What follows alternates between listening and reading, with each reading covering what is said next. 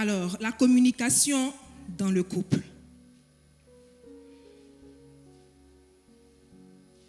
C'est un thème qui est très, très, très important. Le mot communication est beaucoup utilisé, mais je crois, à mon humble avis, qu'il est très mal compris. Nous avons besoin de revenir à la parole de Dieu. Mais avant, nous allons d'abord voir les différentes définitions. Alors, juste deux parmi tant d'autres. La communication, c'est la communion.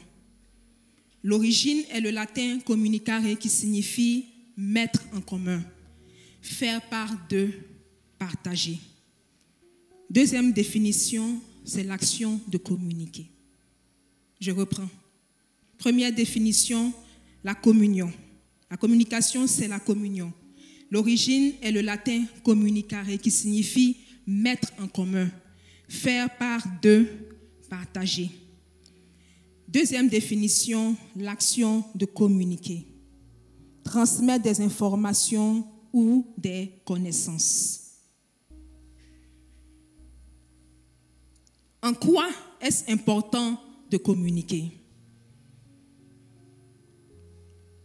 En Luc 11, verset 2, Jésus nous dit, « Quand vous priez, dites. » La communication est donc divine. Pour cela, nous allons lire Genèse chapitre 2, verset 25 au verset 3, verset 1 à 13. L'homme et sa femme étaient tous deux nus et ils n'en avaient point honte. Le serpent était le plus rusé de tous les animaux des champs que l'Éternel Dieu avait fait. Il dit à la femme, « Dieu a-t-il réellement dit, vous ne mangerez pas de tous les arbres du jardin ?» La femme répondit au serpent, « Nous mangeons du fruit des arbres du jardin. Mais quant au fruit de l'arbre qui est au milieu du jardin, Dieu a dit, vous n'en mangerez point et vous n'y toucherez point de peur que vous ne mouriez. » Alors le serpent dit à la femme, « Vous ne mourrez point. Mais Dieu sait que le jour où vous en mangerez, vos yeux s'ouvriront et que vous serez comme des dieux, connaissant le bien et le mal. » La femme vit que l'arbre était bon à manger et agréable à la vue et qu'il était précieux pour ouvrir l'intelligence. Elle prit de son fruit et en mangea. Elle en donna aussi à son mari qui était auprès d'elle et il en mangea. Avant de continuer, j'aimerais attirer votre attention sur le fait qu'il a suffi simplement d'un petit discours donné par le serpent pour que la perception de la femme soit changée. Pour dire à quel point les paroles ont du poids. Verset 7. Les yeux de l'un et de l'autre s'ouvrirent. Ils connurent qu'ils étaient nus et ayant cousu des feuilles de figuier, ils s'en firent des ceintures. Alors ils entendirent la voix de l'Éternel Dieu qui parcourait le jardin vers le soir. Et l'homme et sa femme se cachèrent loin de la face de l'Éternel Dieu au milieu des arbres du jardin. Mais l'Éternel Dieu appela l'homme et lui dit, « Où es-tu » Il répondit, « J'ai entendu ta voix dans le jardin et j'ai eu peur parce que je suis nu et je me suis caché. » Et l'Éternel Dieu dit, « Qui t'a appris que tu es nu » Est-ce que Dieu ne savait pas déjà que l'homme avait mangé le fruit? Mais parce qu'il voulait échanger avec lui, il lui a posé la question.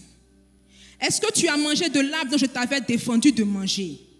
L'homme répondit, « La femme que tu as mise auprès de moi m'a donné de l'arbre et j'en ai mangé. » Et l'Éternel Dieu dit à la femme, « Pourquoi as-tu fait cela ?»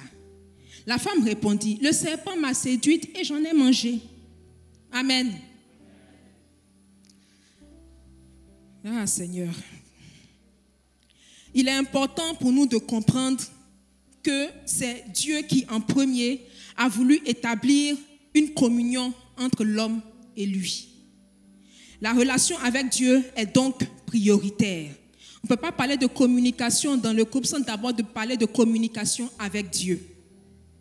C'est parce que Dieu a voulu établir une relation avec l'homme qu'il a fait l'homme, à son image et selon sa ressemblance. Sinon, il n'aurait pu le faire simplement animal. Lui donner des ordres et il l'aurait exécuté. Mais il voulait rentrer en relation avec l'homme. Il voulait bâtir quelque chose avec l'homme. Raison pour laquelle il lui a donné cette force, cette puissance, cette capacité d'être comme lui. afin que lorsque l'homme va s'exprimer, lorsque Dieu va s'exprimer, l'homme puisse comprendre ce que Dieu aura dit. Et au fur et à mesure de la pratique de la relation entre l'homme et Dieu, il serait plus facile pour lui d'identifier sa femme. On ne peut pas identifier son conjoint en dehors de Dieu. C'est que c'est le diable qui t'a inspiré. C'est l'un ou l'autre.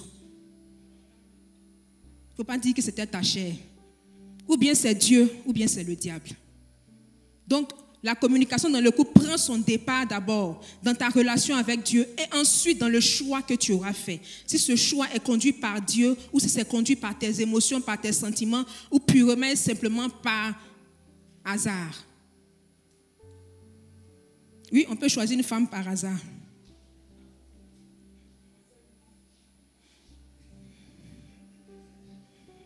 Elle passait par là.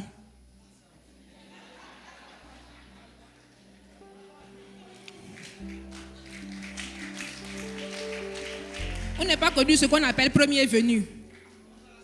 Premier venu. Donc par dépit, elle a eu son goût, mais le monsieur est venu, il a parlé, elle a dit oui. C'est par hasard.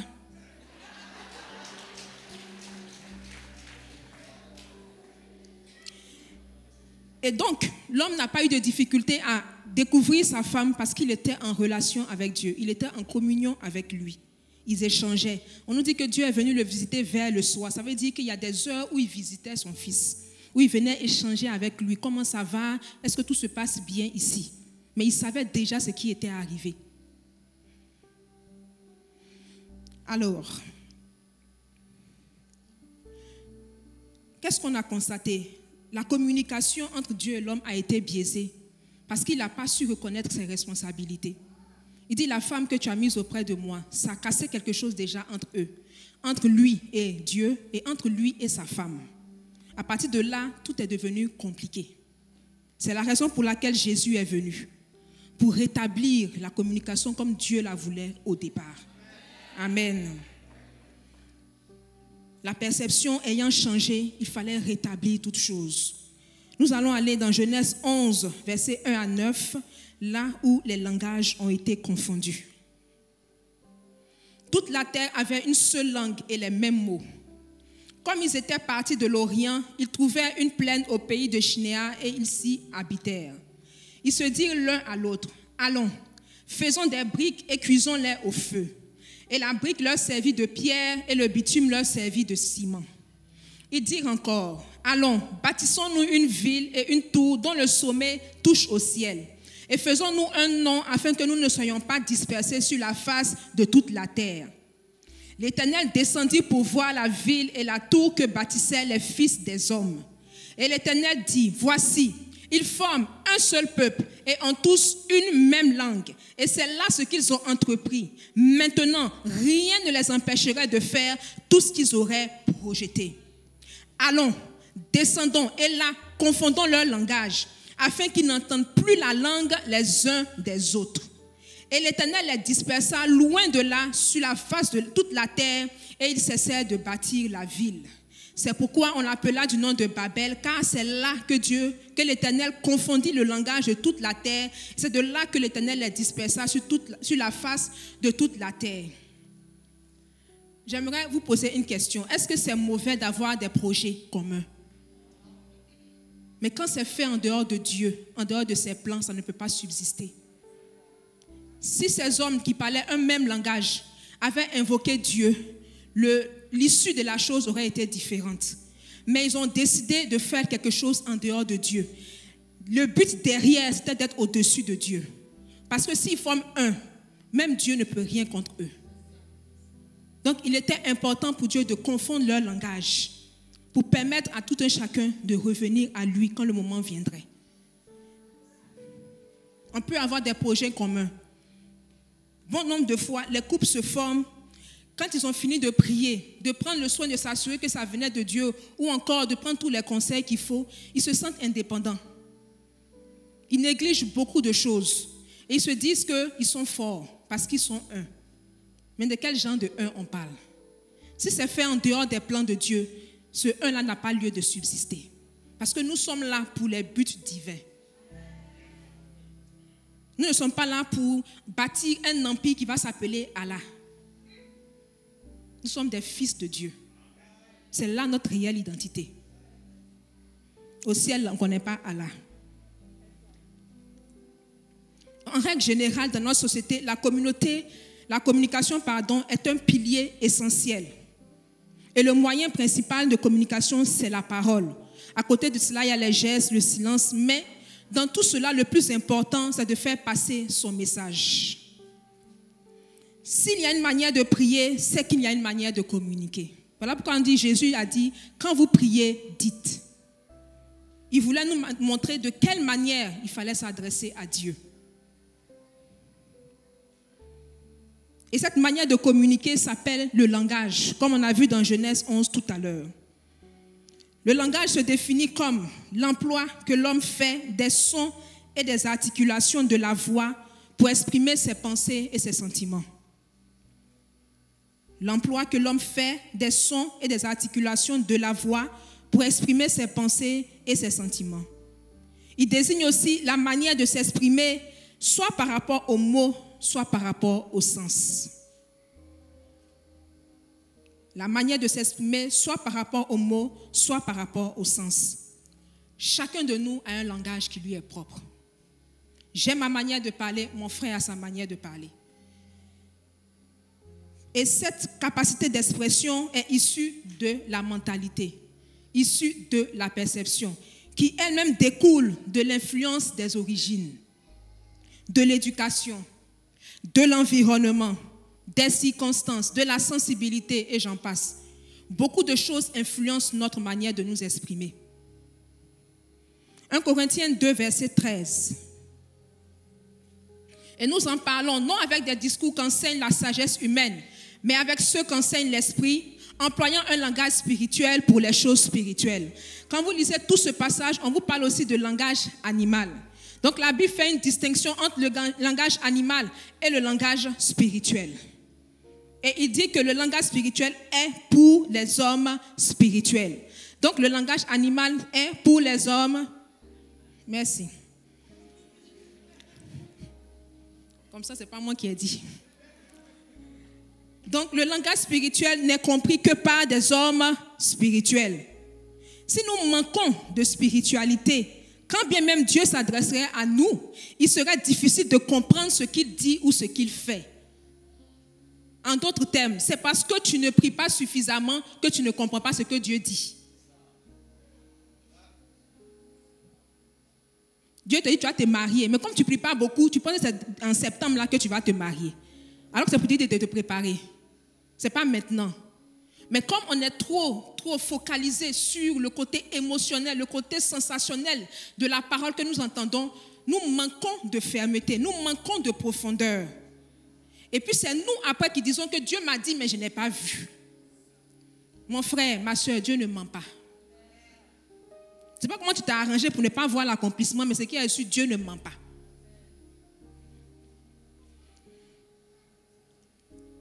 L'objectif de Dieu est de nous amener à être des hommes spirituels.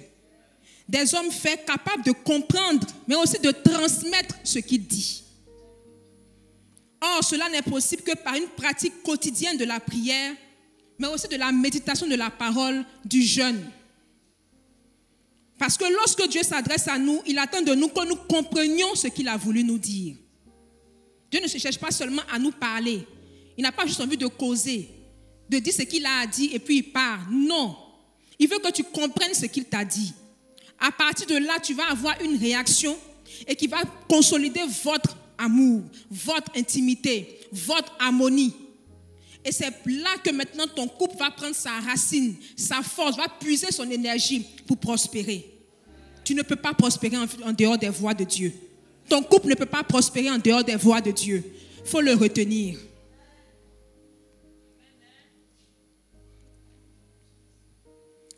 Ce qui sera plus aisé pour un tel homme de rentrer dans son mariage.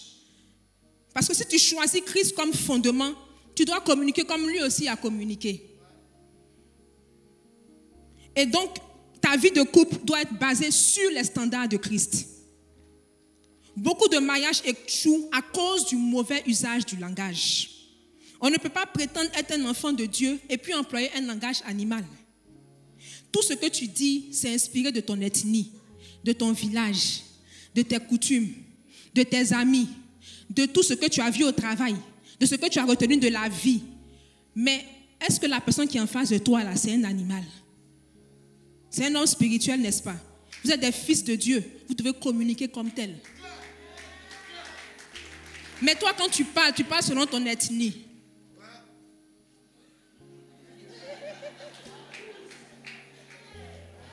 Tu parles à la dame, on dirait, c'est pas toi qui lui as dit je t'aime.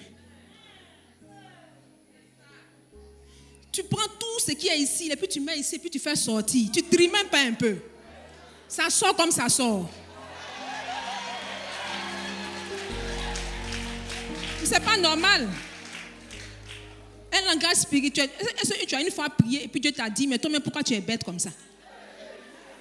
Quand Dieu te parle, là, il ne te parle pas avec respect.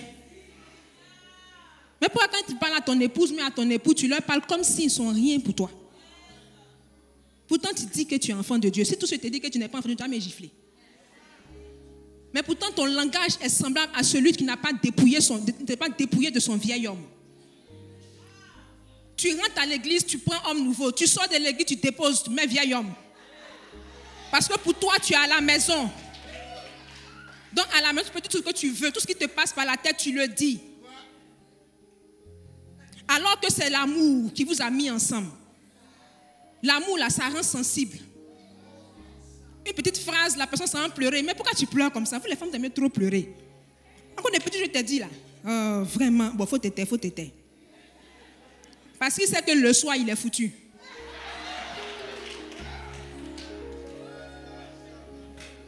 Il sait qu'il est foutu. 23h30. Chérie. Elle ne répond pas. Il faut repasser demain.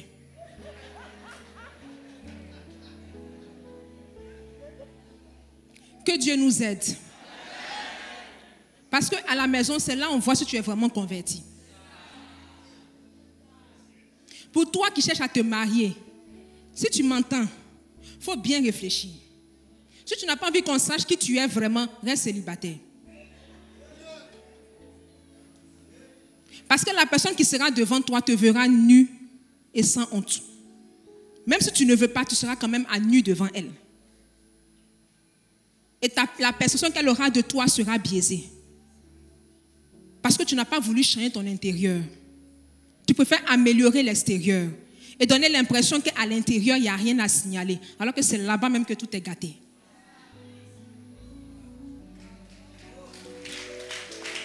Si tu ne t'es pas brossé les dents, mais si tu l'as mangé oignon, ça va sortir comment? Tu as déjà vu quelqu'un qui mange oignon puis ça ne sent pas dans sa bouche? Ça va sentir forcément. C'est de ton intérieur. Quand tu passes, c'est ce qui sort. Il n'y a pas de falsification possible.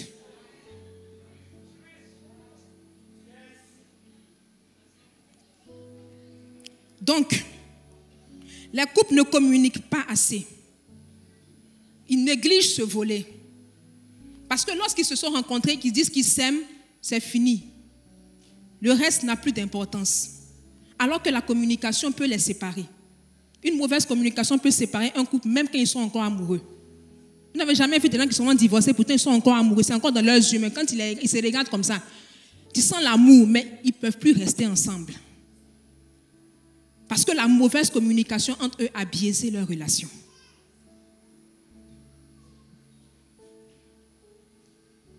Le mariage, il ne faut jamais l'oublier, est spirituel. Du moment où c'est Dieu qui l'a institué, ça veut dire que c'est spirituel. Et tout ce qui intéresse Dieu intéresse Satan. Tout ce qui intéresse Dieu intéresse Satan. Donc chaque fois qu'il va voir un couple s'unir, il va être intéressé par ce couple. C'est ce qu'il a fait pour la femme dans le jardin. Il est rentré en communication avec elle. Et il lui a transmis des informations qui ont suscité son attention. Et ça a changé sa perception. Et elle a dit, il faut que je mange de ce fruit. Pendant ce temps, son mari était où? Et qu'est-ce qu'il faisait?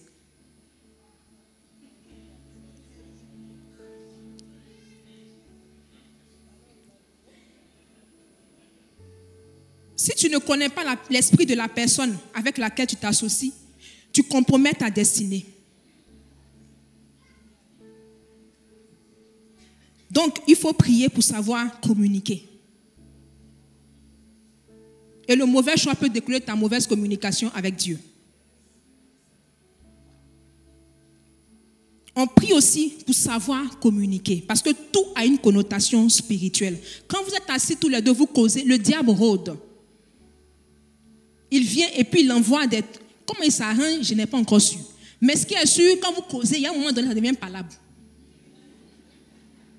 Vous ne vous comprenez pas. Aïe, mais ce n'est pas ce que j'ai dit, c'est ce que tu as voulu dire. Aïe, mais dans quel coup c'est devenu comme ça?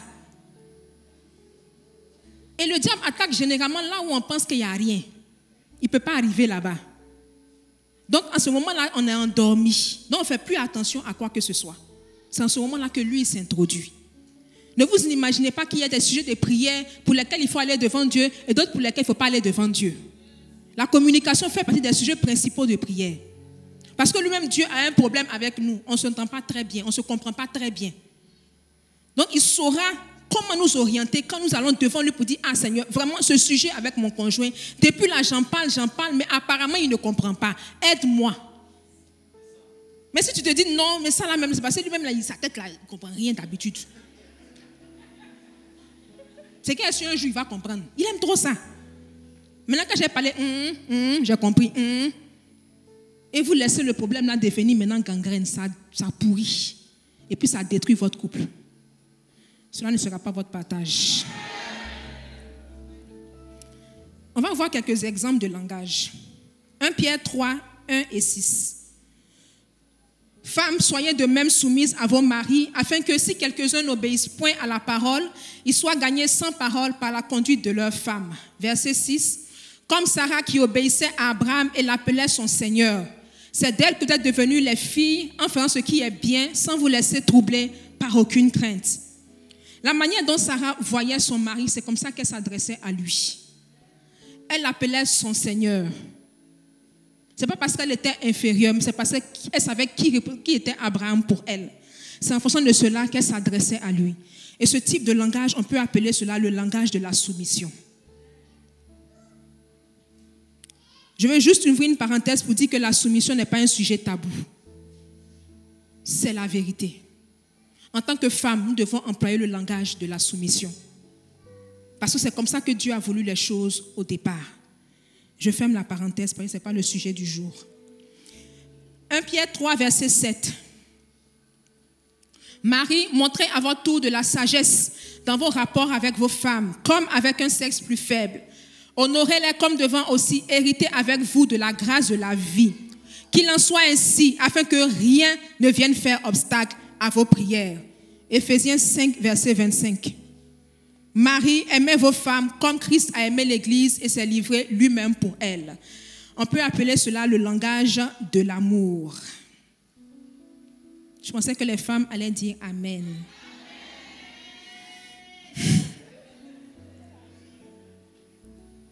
Parce que si l'homme doit montrer de la sagesse dans ses rapports avec sa femme, c'est au travers de l'amour. Donc tout ce qu'il va dire sera empreint d'amour.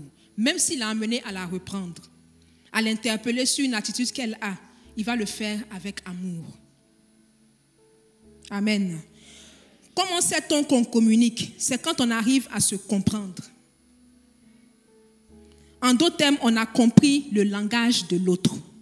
Parce que chaque langage, là, il y a un code dedans. Donc, il faut pouvoir décoder le langage à chaque fois. 2 Timothée 2, verset 7. Comprends ce que je dis, car le Seigneur te donnera de l'intelligence en toutes choses. Amen. La compréhension vient de la perception. Qu'est-ce qui est important pour toi? Être compris ou comprendre l'autre? Généralement, dans les échanges, c'est quoi qui est prioritaire? Comprendre ce que l'autre dit ou bien vouloir forcément être compris de la personne? Si tu perçois mal les choses, tu comprendras mal les choses. Voilà pourquoi Romains 12, 2 nous parle du renouvellement de l'intelligence. Si l'amour suffisait, on aurait eu très peu de divorces. Mais en vérité, la communication joue un rôle vraiment important. Nous allons voir maintenant quelques obstacles à la communication dans le couple. Il y en a beaucoup, mais on va citer juste quelques-uns. Le manque de compréhension. Le manque de compréhension tue le couple. Si tu ne t'entends pas avec ton frère, tu peux t'éloigner de lui. Tu le vois ici, tu peux aller là-bas. Mais si tu ne t'entends pas avec ton conjoint, tu vas faire quoi? Tu es dans la même maison. La communication est la boussole du couple. Autre obstacle, mettre le sexe là où il ne faut pas. Au lieu d'échanger sur ce qui s'est passé, tu veux plutôt l'autre côté là. Ça ne va pas remplacer. Le sexe ne va pas remplacer la communication entre vous. Ça peut ouvrir la voie, mais ça ne peut pas remplacer. Là, maintenant, je m'attaque aux hommes. Il ne faut pas essayer d'échanger avec elle à 15 minutes du moment où là, tu veux, là, parce que ça chauffe là-bas.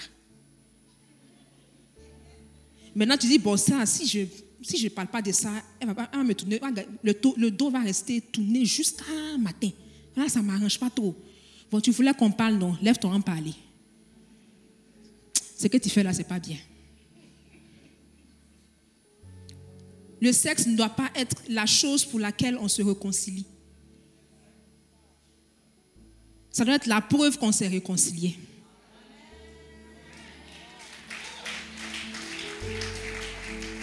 C'est pareil pour les finances. Le gars, il se rend compte qu'elle aime cadeau. Donc, il te paye un petit cadeau, là, et puis il dit, tiens, ma chérie, un jour, elle va prendre le cadeau, et puis elle jette ça à ton visage. Parce qu'elle va dire, il ne faut pas m'acheter. Tu vas trouver qu'elle a été un peu trop brutale ou quoi. Mais là, sur le champ, elle s'est sentie achetée.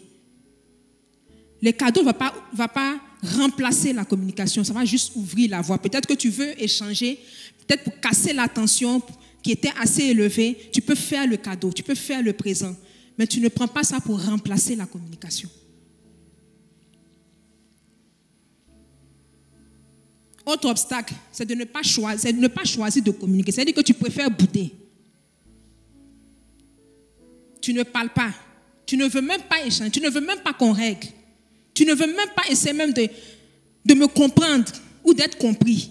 Dans les deux sens, soit tu te mets dans ta position, tu t'enfermes quelque part, tu ne parles à personne. Ça aussi, ça peut détruire le couple. Et c'est des choses qui s'observent dans le temps. Communiquer, c'est aussi un choix. Si je veux qu'entre nous les choses marchent, je m'efforce de communiquer. Si j'ai du mal à le faire, je me réfère à Jésus pour qu'il m'aide. Autre obstacle, ne pas prendre le temps d'écouter l'autre. Ça, c'est un gros défaut. Tu n'aimes pas écouter. Oh. Tu dis quoi? Va droit au but. Ou bien, ah non, là, je t'arrête tout de suite. Mais je n'ai pas encore fini. À la première fois, tu m'arrêtes. Et à la 10e, tu vas faire quoi? Parce que parfois, on veut prendre son temps pour expliquer. Donc, on fait introduction, développement. Les gars n'ont pas le temps. Et parfois, quand on n'écoute pas, on ne prête pas attention à ce que la personne dit. Et on peut se retrouver en train de répéter la même chose que la personne a dite. Parce qu'on n'écoutait pas. Ça crée des frustrations intérieures. Et la plupart des personnes qui disent qu'elles sont assez intellectuelles ont ce gros problème d'écoute. Ils sont smart. Ils veulent que la personne parle exactement comme elle parle. Alors que chacun a son langage. Chacun a sa manière de s'exprimer. Peut-être que si toi, en réunion, tu parles en 15 minutes, puis tu dis tout. Tu as tout rassemblé dans les 15 minutes. Elle a besoin de 30 de plus. Sois patient. Jacques 1, verset 19. Sachez-le, mes frères bien-aimés, ainsi que tout homme soit prompt à écouter, lent à parler, lent à se mettre en colère. Amen. C'est quand on écoute qu'on arrive à comprendre l'autre. Et cela nous amène aussi à développer la patience. Autre obstacle, le manque d'ouverture d'esprit. Le degré d'ouverture d'esprit va déterminer la capacité à comprendre le langage. Il arrive parfois qu'on ait du mal à se comprendre soi-même. Ce qui fait que lorsqu'on parle, il y a un retentissement autre que ce qu'on dit. Toi, tu dis quelque chose, mais la personne entend autre chose. Luc 24, 45, alors il leur ouvrit l'esprit afin qu'ils comprissent les Écritures. Quand on dit que tu ne comprends pas, ce n'est pas parce que tu es stupide, que tu sois là à l'école ou pas, tu peux avoir l'esprit juste fermé. Et parce que ton esprit est fermé, tu n'entends rien, tu ne comprends rien, c'est toi qui es toujours fâché. Il faut prier pour avoir l'ouverture d'esprit. Le problème des complexes, que ce soit complexe d'infériorité, que ce soit complexe de supériorité, issu des blessures ou encore autres situations, ça agit sur le langage, ça agit sur la perception et ça agit sur la vie de couple. L'esprit de colère et d'irritabilité. Mais si tu es toujours fâché, c'est quel jour on va parler avec toi? On commence déjà même là, tu es déjà dans tous tes nerfs, tes yeux deviennent rouges. Donc, quand la personne va essayer de t'expliquer, non, je ne veux rien entendre. Mais donc, on fait comment alors? Et chaque fois, on va dire, bon, on attend qu'il se calme. Mais 30 minutes après, il ne s'est pas encore calmé. Donc, la chose va rester comme ça. On a beaucoup de travail à faire sur nous-mêmes. L'orgueil. Moi, j'ai toujours raison. Je ne sais pas pourquoi est-ce que les gens ne voient pas comme je vois quoi. C'est pourtant simple. Parce que ta logique te dit que c'est simple. Donc pour toi c'est simple. L'autre doit voir ça comme étant simple. S'il ne voit pas comment c'est son problème. Donc tu es sur ta position. Tu ne veux pas changer d'avis. Tu ne veux pas changer d'attitude. C'est toi qui as toujours raison. Ça c'est de l'orgueil. Même quand tu sais que tu es en tort, tu ne peux pas venir demander pardon. Parce que tu sais que le pardon va venir détruire peut-être la tension en fait qui existait pour que vous puissiez échanger. La plupart du temps, c'est parce qu'on n'a pas réussi à se comprendre qu'on arrive à se disputer. Mais la dispute est intervenue parce que l'attitude que j'ai eue, tu n'as pas compris. Mais quand on se calme et qu'on en parle, on se rend compte que ce n'était pas ça en fait. Alors que plus on se comprend, plus on se connaît. Je ne peux pas dire je la connais parce que je la vois manger à l'eau tous les jours. Et que quand elle finit, ça va dormir. Ce n'est pas ça qu'on appelle connaître quelqu'un. Connaître quelqu'un, c'est quand tu comprends la personne. Tu sais comment elle fonctionne. Tu sais sur à quoi elle est sensible. On n'est pas au stade de défaut ou qualité, on est au stade de personnalité. Comment la personne est, à quoi elle pense, quelles sont ses aspirations. Je ne la juge pas. Mais je sais que c'est comme ça elle est, parce que ça découle d'une mentalité, d'une manière de voir la vie. Si ce n'est pas conforme, on va changer ça dans la prière. Mais dans un premier temps, je la connais. Est-ce que je connais mon conjoint, je peux me disputer avec la personne? Est-ce qu'on peut dire qu'on se connaît et puis on a dit qu'on a une mauvaise communication? Si je sais comment te parler, est-ce que le problème va venir quelque part? C'est la mauvaise manière de parler qui envoie par là. C'est ce qui est tombé sur la femme et puis depuis, on n'a pas encore réussi à résoudre le problème. Parce qu'elle insiste là-dessus aussi.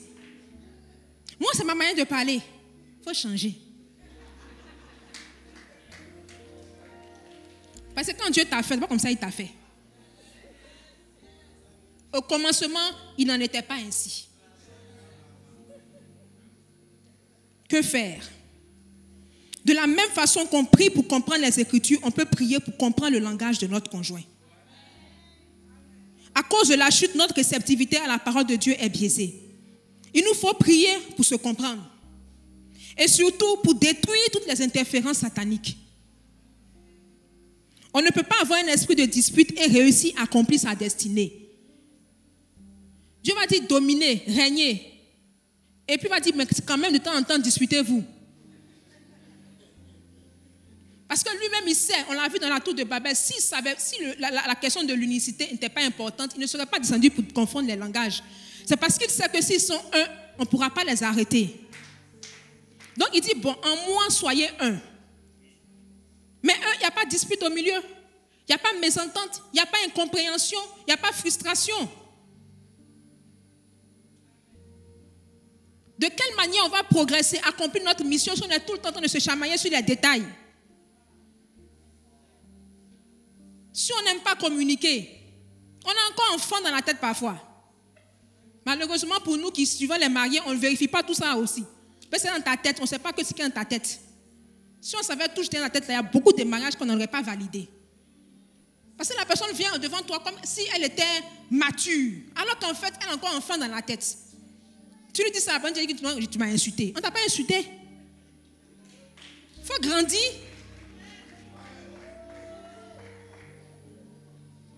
À cause de ça, vous communiquez mal. Et vous croyez que vous avez raison de faire ça. Vous avez une mission à accomplir. Quand on se marie, c'est pour accomplir une mission. C'est là la véritable raison du mariage. C'est pour faire ce à quoi Dieu nous a appelés ensemble, 2 à 2. Mais on va venir régler affaire de communication jusqu'à ça ne finit pas. Minuit nous trouve là. Non, parce qu'il ne faut pas partir. On ne peut même pas aller dormir parce que là, il faut qu'on règle ce problème. Parce qu'on néglige quelque chose. Dès le départ, on a été négligent. On était amoureux, aveuglés par la lumière. Donc naïf. Tu te dis que comme pour toi ça a marché, comme tu es amoureux, qu'elle aussi est amoureuse, ça a marché. Ça n'a pas marché. La communication est importante. Sachons remettre la communication à sa place dans le couple. On est surpris de l'échec des couples parce que quand on regarde à l'extérieur, ils sont beaux à voir. Le feuillage des enfants de Dieu reste toujours vert. Mais à l'intérieur, ça ne sent pas bon. Revois notre mentalité. Pour toi qui cherches à te marier, revois ta mentalité. Travaille sur toi-même. Quand on te fait des reproches là, prends ça en considération. Il ne faut pas dire, moi je ne sais pas pourquoi les gens ne me comprennent pas. Moi c'est comme ça je suis. Seigneur, toi seul me comprends. Toi seul sais, oh Père. Toi seul sais qui je suis. Tu connais mon cœur, papa. Tu la vois, elle a genoux comme ça, Seigneur, Seigneur. C'est parce qu'en fait, maman l'a repris sérieusement le matin. Toi, tu veux que maman était trop dure. Maman ne me comprend pas. Mais toi seul me comprends, Seigneur. Et quand j'aurai mon mari, il me comprendra aussi. Le gars ne sait pas ce qu'il attend.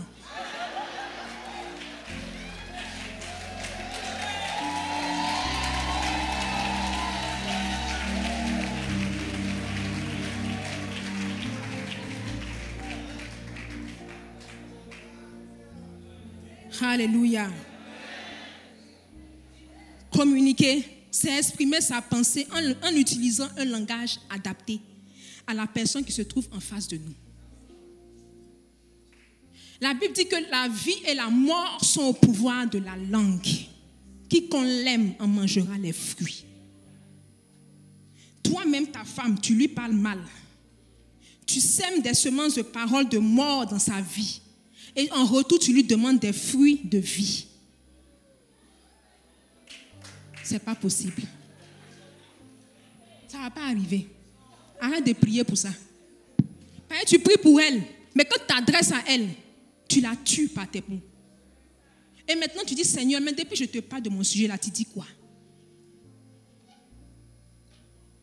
Ce que tu dis dans le secret, dis-le aussi ouvertement.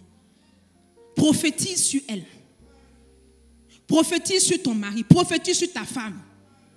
Envoie des semences de vie et tu vas voir ce que Dieu va faire. La communication est je ne sais pas comment je vais vous dire ça, mais c'est un socle. Vous voyez, la plupart des personnes qui communiquent bien, qui arrivent à se faire comprendre, ont toujours des bonnes relations. Quelqu'un peut avoir peut-être une mauvaise manière de faire. Une mauvaise réputation. Non, lui là, il est dur, lui là, il est méchant. Mais à ta grande surprise, lui là, il vient et puis il cause avec lui. C'est parce qu'il a compris son langage. C'est pas non, moi je suis fatigué, ce gars-là, c'est pas possible. Non, c'est pas toi, tu n'as pas voulu comprendre son langage. Tu te tiens à toi, ton langage. Mais qui t'a dit que c'est pour toi là qui est bon? Le seul langage valable, c'est celui du langage spirituel. On va se tenir debout. Et puis on va prier. On va prier.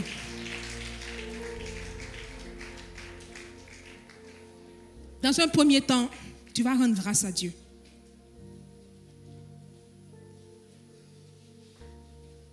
Tu vas lui dire merci pour ce message que tu as entendu. Selon la situation dans laquelle tu te trouves en ce moment, tu vas lui dire merci. Je ne sais pas en parlant de la part du Seigneur ce que cette parole allait trouver dans ton cœur. Mais toi, en tes propres mots, tu vas lui dire merci. Prions ensemble, Seigneur. Ô Éternel des armées, nous voulons te rendre toute la gloire et te dire merci. Merci pour ta parole. Merci pour ta parole. Merci pour ta parole, parce que ta parole déclare que lorsque elle sort, c'est pour accomplir ce pourquoi tu l'as envoyée. Je prie, Éternel des armées, afin de te rendre toute la gloire. Oui, je te dis merci pour la parole qui a été annoncée, prêchée, enseignée. Merci, Éternel Dieu, pour les couples. Merci, Éternel Dieu, pour ta fidélité. Merci, Seigneur, pour les personnes qui ont entendu, ô Éternel Dieu, ce message. Pour le but que tu t'es atteint. Pour le but que tu t'es fixé, Seigneur. Je prie en cette nuit que ce but-là soit pleinement accompli. Au nom de Jésus-Christ. Au nom de Jésus-Christ. Amen. Tu vas prier Dieu. D'abord, on a dit que la communication était divine, qu'elle a pris ses racines en Genèse. Que ce que Dieu voulait, c'était établir une communion avec nous. Là où tu sais que ta manière de communiquer avec Dieu n'est pas correcte, n'est pas digne de lui, tu vas te repentir. Tu vas demander pardon à Dieu. Parce que votre relation n'est pas bonne. Et tu le sais. De temps en temps, cet esprit t'interpelle là-dessus. Mais tu fais comme si tu n'entends pas. Ce soir, tu vas être attentif à la voix du Seigneur. Et puis tu vas prier. Tu ne sais pas ce qui t'attend devant. Si le Seigneur t'interpelle sur la manière dont tu communiques avec lui, sur le fait que tu ne prêtes pas attention à ce qu'il te dit, c'est parce qu'il veut te préserver de quelque chose. Alors prie le Seigneur et demande pardon à Dieu. Éternel mon roi, Éternel mon Père, je te prie en cette nuit pour moi. Je te prie pour mon frère et pour ma soeur. Afin qu'à chaque fois que l'occasion m'est donnée, Éternel, je puisse revoir ma manière de marcher avec toi. Revoir ma communication avec toi. Revoir la relation que nous avons. Si ça se passe au niveau de la communication, si le problème est situé au niveau de la manière dont je m'exprime, la manière dont je comprends tes mots, la manière dont je comprends tes voix, s'il te plaît, aide-moi à améliorer ma manière d'échanger, ma manière de communiquer. Aide-moi, Seigneur, là où notre relation opère est en train de tanguer, Seigneur, aide-moi, afin que je ne sois pas quelqu'un, au Père, qui néglige la communication, qui néglige les choses auxquelles toi, Éternel Dieu, tu tiens. Aide mon frère et ma soeur, oh Dieu, à reconnaître là où il y a défaillance, là où ça ne marche pas, là où il y a souci. Aide-les, Seigneur. Aide-les, Seigneur, à faire de la relation qu'elles ont avec toi leur priorité. Qu'on n'essaye pas de reporter sur les autres le genre de relation que nous devons avoir avec toi. Mais que nous prenions plutôt le soin, Seigneur, de réenvisager les choses autrement, selon ta pensée parfaite, selon ta volonté, ô Éternel. Merci, Seigneur. Amen. Tu vas prier le Seigneur. Nous avons vu en 1 Corinthiens 2,13 qu'il y a un langage spirituel. Tu vas demander à Dieu, oh Dieu, aide-moi à être un homme spirituel, qui saura donc faire usage de ma langue, qui a en lui un langage spirituel. Je renonce au langage animal. Je renonce à être un homme qui marche avec son vieil homme là où ça m'arrange, mais qui choisit de revêtir l'homme nouveau. Prie le Seigneur. Éternel Dieu, je ne veux pas être quelqu'un qui choisit les moments où elle doit être spirituelle ou les moments où elle doit être charnelle. En toute occasion, papa, je veux être un homme spirituel.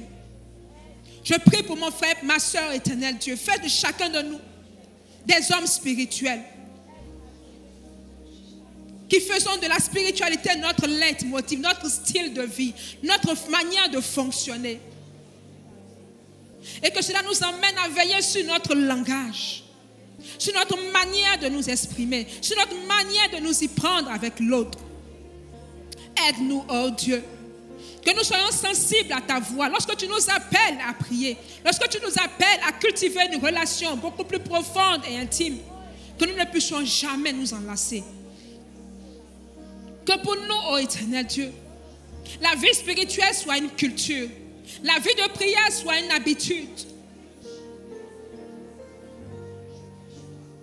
Aide-nous, ô éternel, à être des hommes faits,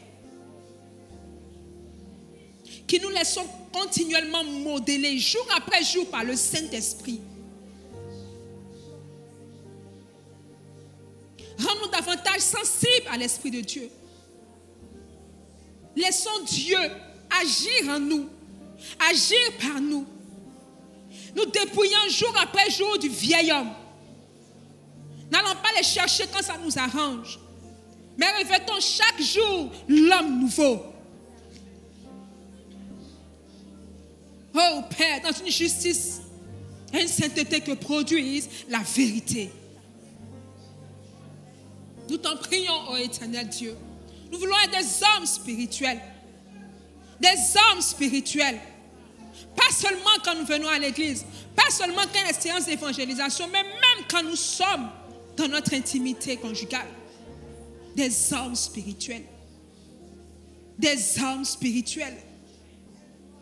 Aide-nous, ô Éternel, à y arriver par ta grâce. Au nom de Jésus-Christ. Alléluia. Romains 12:2 nous dit de nous laisser transformer par le renouvellement de l'intelligence. Tu vas prier afin que le Saint-Esprit vienne transformer, vienne renouveler ton intelligence pour comprendre la volonté de Dieu, ce qui est bon, agréable et parfait. Prie le Seigneur.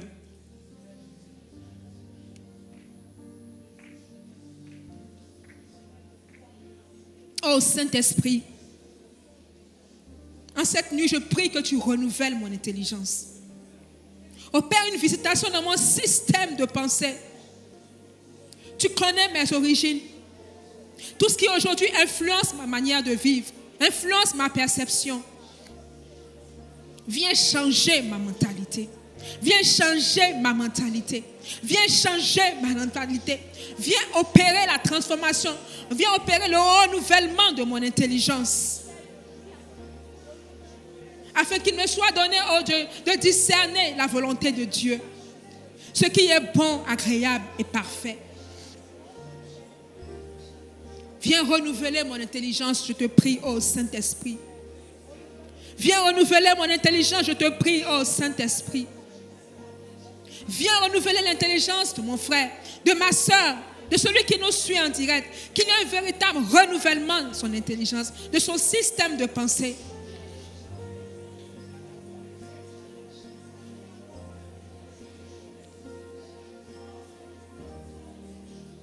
Pour qu'il me soit donné de discerner ta volonté.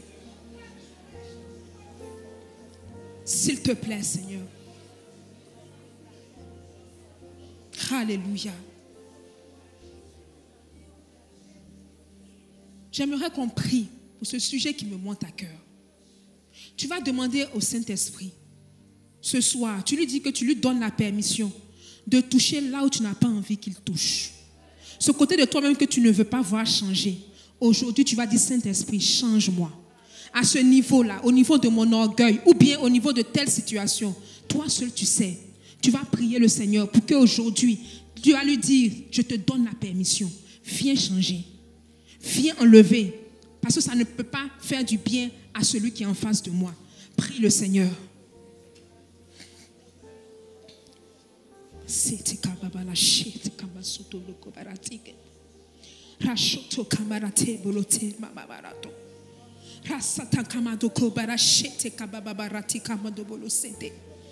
Oh Père, en chacun de nous, il y a quelque chose de caché. Soit un vice, soit un défaut, soit quelque chose, en tout cas, qui n'est pas bon à voir. Mais que nous faisons voir parfois à celui qui partage notre vie. Cette chose-là, Seigneur, parfois même vient intoxiquer notre relation, mais nous ne voulons pas laisser. Parfois même c'est une addiction. Les choses dont personne n'est au courant, personne n'est informé, mais que toi seul tu sais. Ce soir, Éternel, je prie que tu visites chacun d'entre nous. Ce que je refuse de voir changer en moi, viens le changer. Je te donne l'autorisation de venir changer en moi. Ce que je refuse depuis des années, là où je résiste à ta voix, tu m'interpelles, tu me dis tous les jours, ce côté-là, ça va te détruire. Il faut changer, il faut arrêter, mais je ne veux pas. Parce que ça me plaît de parler mal, ça me plaît de blesser l'autre, ça me plaît de sentir que je suis au-dessus des autres, alors que ça ne glorifie pas le nom du Seigneur. Je prie au Père ce soir, afin que tu opères une visitation dans le cœur de chacun d'entre nous, pour venir ôter ce problème. Afin qu'en aucun cas, nous ne soyons une occasion de chute pour l'autre.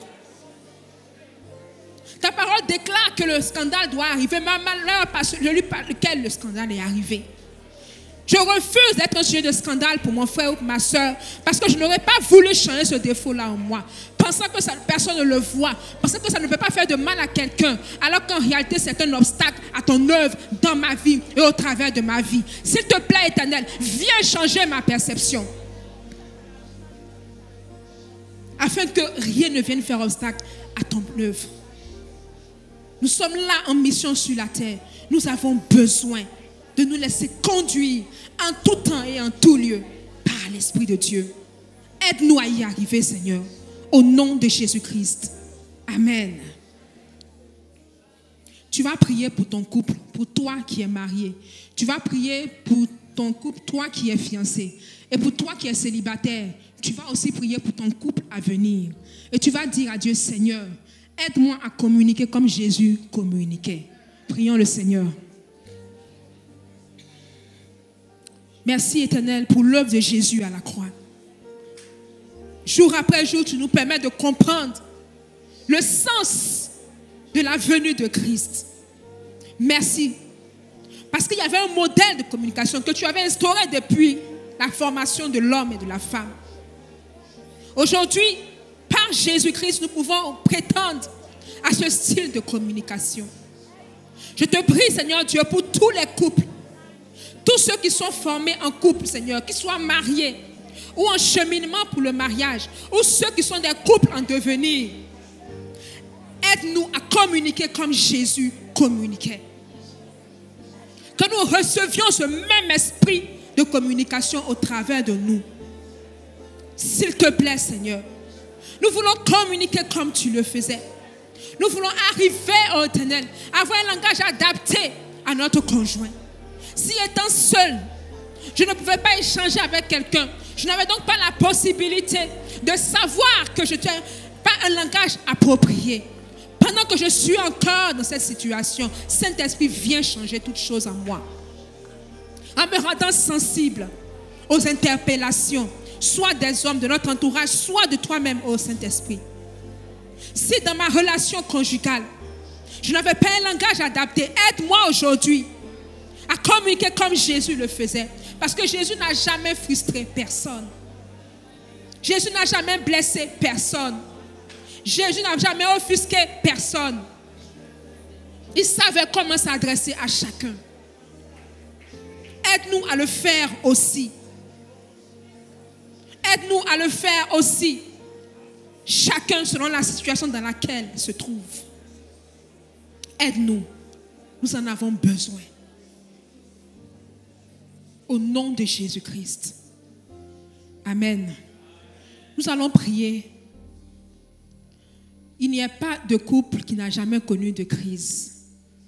Il n'y a pas de couple qui n'a jamais connu de frustration. Il n'y a pas de couple qui n'a jamais eu des incompréhensions. Ça a laissé des marques dans le cœur. Tu vas prier Dieu. Même pour la personne même qui dit qu'aujourd'hui elle ne marche pas avec quelqu'un. Il se peut que ce soit parce qu'elle a été fortement blessée par le passé. Et qu'elle a du mal à avoir confiance de nouveau en quelqu'un. Donc elle préfère rester seule. Quand c'est comme ça, ça devient compliqué. Parce que même si Dieu veut intervenir, faire venir le conjoint, la personne n'est plus prête parce qu'elle a été blessée. À plus forte raison, ceux qui sont dans le couple, qui disent non, j'ai été déçu. Je l'aimais comme ça, mais aujourd'hui l'amour a pris un coup. Ça vient des blessures. On va prier le Seigneur parce que c'est lui qui est le grand médecin pour guérir la blessure intérieure. Je t'ai peut-être blessé en parlant, mais je ne peux plus aller soigner. Je ne peux pas soigner. Parce que c'est une blessure intérieure.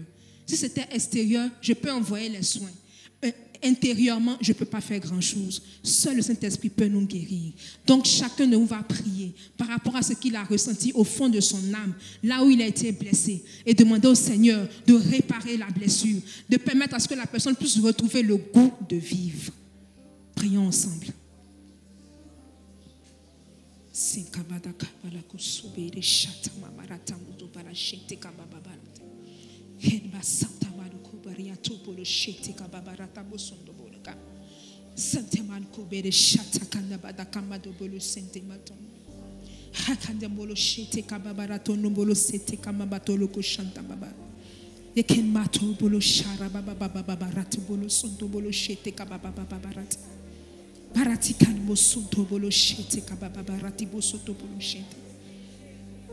Oh Dieu, je te prie. Tu dis, tu envoies ta parole et tu nous guéris. Viens guérir les cœurs. Là où l'âme a été entièrement endommagée par des paroles, par des actions commises par les personnes qu'on aimait. Viens réparer. Afin que cette blessure qui avait causé à son âme comme un goût amer de la vie, par ta grâce, cette personne recouvre le goût de la vie. Cette personne recouvre le goût de la vie. Éternel mon Dieu, Éternel mon Père, par le Saint-Esprit, viens guérir les cœurs brisés. Les personnes qui aujourd'hui ne veulent plus se marier, ne veulent même pas envisager même le mariage ou encore le remariage parce qu'elles ont été blessées, tuées même de l'intérieur. Je prie, oh Dieu, pour ta puissance de résurrection, qu'elle aille dans les cœurs pour réveiller, Seigneur, ce qui a été tué, pour ramener à la vie ce qui a été tué, et que Père, chacun recouvre le goût de vivre, parce que toi, au commencement, tu n'as jamais voulu que le couple connaisse des dissensions, connaisse des problèmes. Tu n'as pas conçu le mariage pour la souffrance, tu n'as pas conçu le mariage pour les douleurs, tu n'as pas conçu le mariage pour que le mariage soit une source de déstabilisation de nos âmes, mais tu as conçu le mariage pour accomplir tes desseins. Mais Satan s'en est mêlé, et aujourd'hui beaucoup de vies sont détruites par des mariages, ô Éternel, qui soit venaient de toi, soit ne venaient pas de toi. Mais toi, ô Éternel Dieu, qui répare toutes choses, je te prie, Éternel, de réparer les cœurs qui ont été brisés par une mauvaise communication. Interviens dans les âmes, interviens dans les cœurs, oh Dieu Tout-Puissant. Même l'enfant qui a vu ses parents se chamailler, qui a vu ses parents se disloquer, oh Père, ne veulent pas se marier parce que leur perception a été influencée. Mais toi, Éternel Dieu, je prie d'intervenir. Interviens, interviens, Papa. Interviens, Papa, dans les cœurs. Interviens, Seigneur, dans les vies. Pour que chacun, en comprenant le sens réel du mariage, puisse le vivre pleinement. Et cela pour la seule gloire de ton nom. À toi la gloire. À toi l'élévation. Au nom de Jésus-Christ. Amen. Le dernier sujet. Tu vas faire connaître à Dieu ton attente par rapport à ton conjoint. Tu vas dire à Dieu, Seigneur, voilà ce que j'attends de mon mari ou de ma femme. Voilà ce que j'attends de mon foyer. Que vraiment on puisse mieux communiquer. Toi seul sais ce que tu attends. Pour toi qui n'es pas encore marié, tu dis, Seigneur, voilà ce que je souhaite. Voilà mes espérances par rapport à ma vie de couple. Prions ensemble.